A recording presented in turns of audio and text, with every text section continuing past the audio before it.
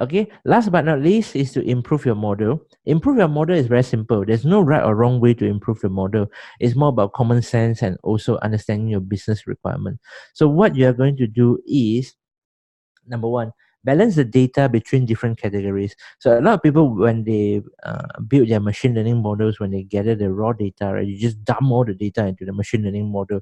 They say, you're so smart, right? You're AI, so you should be able to help me to do that. No, it's actually our responsibility, because uh, machines, all right, computers are just like human, they're biased.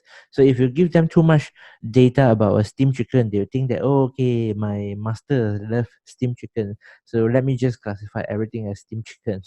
Okay, so you need to know, I'm just giving an example of two classes, but if you have multiple classes, right, you really need to know the differences between different classes, and so that you need to balance out the amount of data that you provided,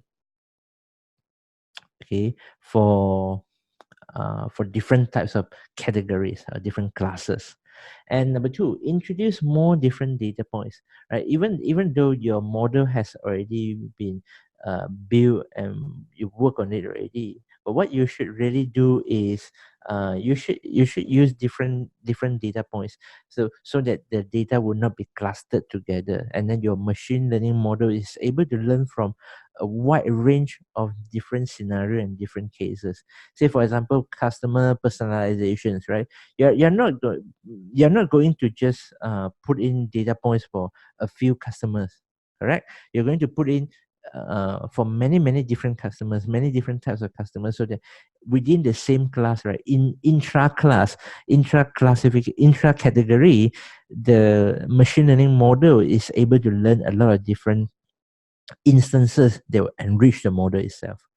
And last but not least, you want your model to be as generic as possible. So you need to try on different data sets, not just data sets for buying shoes, maybe data sets on buying clothes, buying um, body shampoo, buying different types of products, sports products, etc.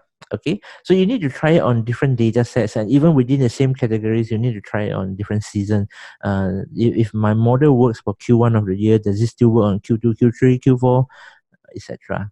Okay, these are some high level techniques, but it's very useful that people often overlook the importance of using these ways to improve our model.